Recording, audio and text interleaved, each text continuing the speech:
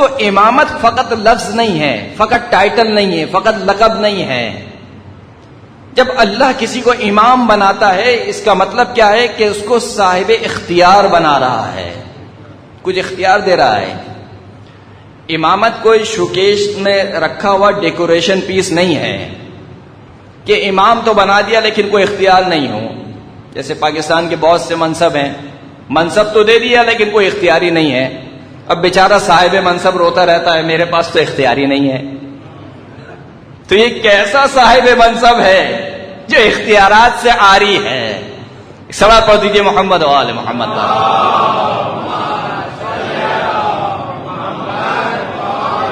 تو امامت کو اللہ جب کسی کو امام بناتا ہے تو اس کو صاحب اختیار بناتا ہے. وہ اختیار کیا ہے؟ بحار الانوار کی روایت ہے، جابر ابن عبداللہ انصاری امام زین العابدین علیہ الصلوۃ والسلام،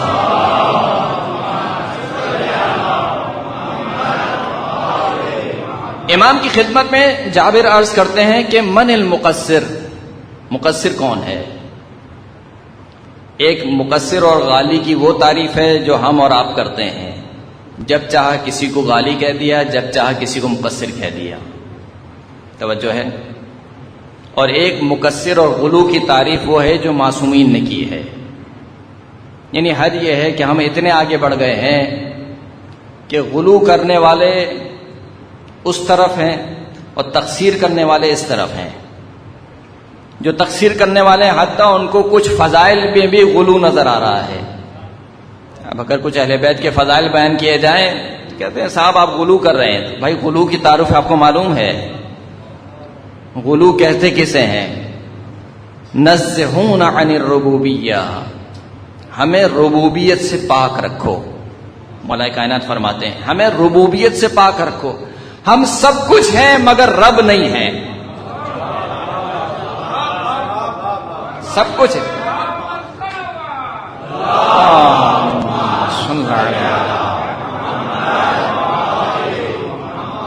اچھا اب یہ تو ایک سمت ہو گئی. اب اس کے بعد آپ ہیں کیا؟ وَارْفَعُوا عَنَّا حُدُودَ الْبَشَرِيَّةِ، ربوبیت سے پاک رکھو اور اپنے جیسا بھی نہ سمجھو. جو تمہارے درمیان عیب پائے جاتے ہیں وہ عیب ہم میں نہیں پائے جاتے. ثُمَّ قُولُوا مَا اسْتَطَعْتُمْ، اس کے بعد ہمارے فضائل میں جو کہنا چاہتے ہو کہو. لن تبلغوا، تم ہماری معرفت تک پہنچ ہی نہیں سکتے. توجہ ہے. تو اب امام نے دونوں حدیں مقرر کر دی. غلو کی حد کیا ہے کہ اگر کوئی شخص ائمہ اطہار کو الوہیت، مقام الوہیت پر پہنچا دے، مقام ربوبیت پہ پہنچا دے، یہ غلو ہے. تقصیر کی حد کیا ہے کہ انسان اپنے جیسا سمجھے. جیسے مجھ سے غلطی ہوتی ہے نعوذ باللہ ان سے بھی غلطی ہو گئی، جیسے مجھ سے اشتباہ ہوتے ہیں نعوذ باللہ ان سے بھی اشتباہ ہو گئے. یہ ہے تقصیر. تو جابر نے سوال کیا کہ یا امام مقصر کون ہے؟ امام نے فرمایا کہ الذین قصروا فی معرفت الائمہ، مقصر وہ ہے جو ائمہ اطہار کی معرفت حاصل کرنے میں کوتاہی کرے. امام کو ویسا نہ پہچانے کہ جیسے اللہ اور اس کے رسول نے پہچانوایا ہے، ایسا شخص مقصر ہے. اور اس چیز کو نہ پہچانے وعن معرفت ما فرض اللہ لهم من امرہ وروحہ، جو اللہ نے ائمہ اطہار کو اپنا روح اور اپنی امر کے ساتھ مختص کیا ہے اس کو نہ پہچانے، یہ شخص مقصر ہے. جابر نے سوال کیا فما معرفت روحہ، امام کے روح کی معرفت کیا ہے؟ امام نے فرمایا کہ ان یعرف کل من خصہ اللہ تعالی بہذا الروح فقد فوض الیہ امرہ، یہ پہچانے کہ جس کو بھی اللہ نے اپنی اس روح کے ساتھ مختص کیا ہے، خاص روح کی بات ہو رہی ہے، بس اللہ نے اس کو اپنا امر تفویض کر دیا. دیکھیں اختیارات کی بات چل رہی تھی. جس کو اللہ نے امام بنایا ہے اس کو اللہ اپنی روح کے ساتھ مختص کرتا ہے، اور جس کو اللہ روح کے ساتھ مختص کرتا ہے اس کو اللہ کچھ اختیارات دیتا ہے، اپنا امر تفویض کرتا ہے. اگرچہ کہ تفویض کے معنی یہ نہیں ہے کہ بس اللہ نے تفویض کر دیا اب اللہ کچھ نہیں کر سکتا، نعوذ باللہ. یہ تفویض باطل ہے. تفویض کے معنی یہاں پہ یہ نہیں ہے. تفویض کے معنی کیا ہے؟ امام خود سمجھا رہے ہیں. فَيَخْلُقُ بِإِذْنِهِ، جب خدا امر تفویض کر دیتا ہے تو امام اللہ کے اذن سے خلق کر سکتا ہے. وَيُحْيِي بِإِذْنِهِ، اور اللہ کے اذن سے زندہ کر سکتا ہے. وَيَعْلَمُ الْغَيْرَ مَا فِي الضَّمَائِرِ، اور جو لوگوں کے دلوں میں ہے ان سب کو جانتا ہے. وَيَعْلَمُ مَا كَانَ وَمَا يَكُونُ إِلَى يَوْمِ الْقِيَامَةِ، اور جو کچھ ہو چکا ہے اور جو کچھ ہونے والا ہے قیامت تک اس کو بھی جانتا ہے. لیکن یہ سارے کام کس طریقے سے ہوتے ہیں؟ بِإِذْنِهِ، اللہ کے اذن سے، مستقل نہیں ہے، اللہ کے اذن سے. جس طریقے سے حضرت عیسیٰ کا قول قرآن مجید میں نقل ہوا، انی اخلق لکم من الطین کہیئۃ الطیر فانفخ فیہ فیکون طیرا باذن اللہ، میں مٹی سے ایک پرندے کی ہیئت بناتا ہوں، پرندے کا بدھ بناتا ہوں.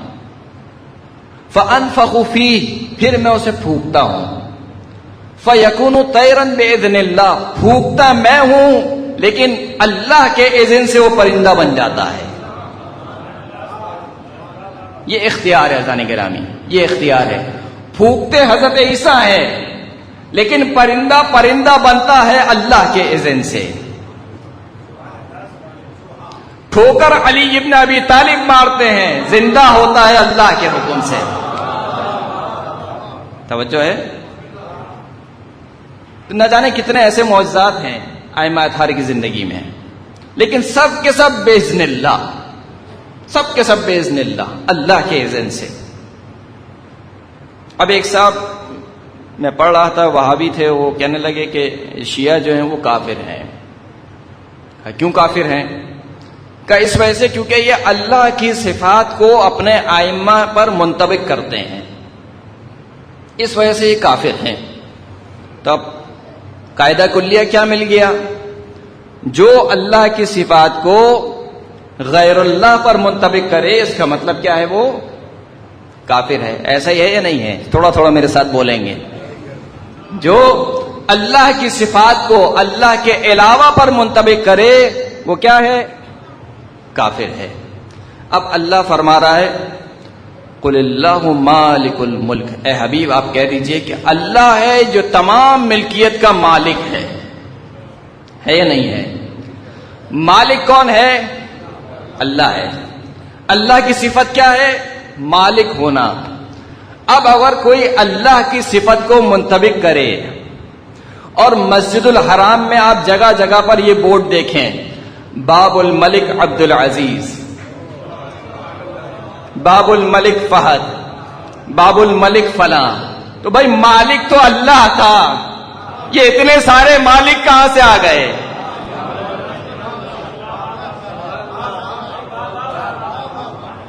تو جس نے یہ بورڈ لگائے وہ بھی تو کافر ہوئے نا. تو مکہ کی جو سرزمین ہے جس پہ مسجد الحرام ہے وہ تو بھری ہوئی ہے کفریہ سائن بورڈ سے، ہر دروازے پہ لکھا ہوا ہے. تو اللہ مالک الملک ہے، اللہ قادر ہے، قادر مطلق ہے، لیکن اتنا بیچارہ قادر مطلق بھی نہیں ہے کہ کسی کو کچھ دے نہ سکے. آپ توجہ کیجئے گا اس جملے پر. اللہ اتنا بیچارہ قادر مطلق نہیں ہے کہ کسی کو کچھ دے بھی نہ سکے. قل اللہم مالک الملک، اے حبیب آپ کہہ دیجئے کہ اے اللہ تو ہی مالک الملک ہے، تمام ملکیت کا مالک تو ہے. تؤتی الملک ممن تشاء وتنزع الملک ممن تشاء، تو جسے چاہتا ہے ملک دیتا ہے، جسے چاہتا ہے ملک چھین لیتا ہے یا نہیں ہے؟ حتیٰ اللہ نے تو اس کو بھی ملک عطا کیا جو اللہ کا منکر تھا. فرعون کو بھی ملک عطا کیا، قارون کو بھی ملک عطا کیا، اور جناب سلیمان کو بھی ملک عطا کیا. تو اللہ قادر مطلق ہے، اللہ کے پاس کل اختیارات ہیں. زندہ اللہ کرتا ہے، مردہ اللہ کرتا ہے، کوئی شک نہیں ہے اس میں. جو کام اس روئے زمین پر سرزد ہوتا ہے وہ اللہ کے اذن اور ارادے سے ہوتا ہے. یہ ہمارا عقیدہ ہے، تشیع کا عقیدہ ہے. لیکن اگر کوئی امام، کوئی ولی کسی کو شفا دے دے تو یہ اس کی اپنی جانب سے نہیں ہے بلکہ بِإِذْنِ اللہ ہے، اللہ کے اذن سے ہے، اور اسی کو امام سجاد سمجھا رہے ہیں۔ پھر امام فرماتے ہیں کہ من خصہ اللہ بہذا الروح فہو کامل غیر ناقص۔ امام فرماتے ہیں کہ اللہ جس کو اپنی اس روح کے ساتھ مختص کرتا ہے وہ کامل ہوتا ہے، اس میں کوئی نقص نہیں ہوتا، کوئی نقص نہیں ہوتا۔ فَيَفْعَلُ مَا يَشَاءُ بِإِذْنِ اللَّهِ، بس جو چاہتا ہے اللہ کے اذن سے انجام دیتا ہے۔ وَيَسِيرُ مِنَ الْمَغْرِبِ إِلَى الْمَشْرِقِ فِي لَحْظَةٍ وَاحِدَةٍ بِإِذْنِ اللَّهِ، ایک لحظے میں مغرب سے مشرق تک کا سفر طے کر سکتا ہے، لیکن بِإِذْنِ اللہ، اللہ کے اذن سے۔ اب جب اتنی گفتگو سنی جناب جابر نے تو دل میں تھوڑی سی پریشانی ہوئی، جیسے یہاں پہ کچھ افراد کے دل میں تھوڑی سی پریشانی محسوس ہو رہی ہے۔ کہا کہ یا ابن رسول اللہ اوجدنی بیان ھذا الروح من کتاب اللہ، یہ جو روح کا آپ تذکرہ کر رہے ہیں کیا خداوند کریم نے قرآن مجید میں اس کا کوئی بیان فرمایا ہے؟ کہاں کیوں نہیں فرمایا ہے؟ کہا کیا فرمایا ہے؟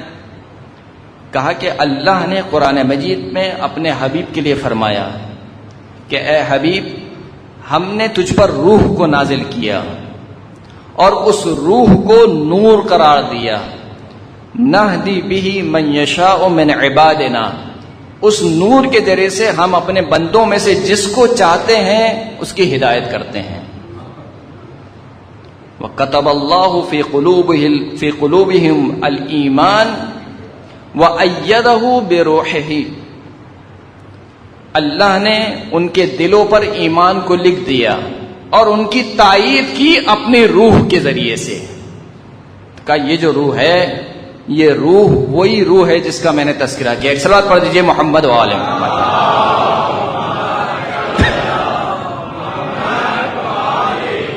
رضوان گرامی، سیرت امام سجاد امام کو ویسے پہچانیے کہ جیسے اللہ اور اللہ کے رسول نے پہچانوایا ہے۔ کچھ لوگ ہیں جو اس مرتبے پر پہنچ چکے ہیں یا پہنچنے کی کوشش کر رہے ہیں کہ امام کو سمجھ سکیں، امامت کو سمجھ سکیں۔ یہ الگ بات ہے کہ حقیقت تک کوئی نہیں پہنچ سکتا، لیکن جتنا بتلایا ہے کم از کم اس تک تو آ جاؤ، جتنا اللہ اور اللہ کے رسول نے بیان کیا ہے کم از کم اس لیول تک تو انسان اپنے آپ کو لے آئے۔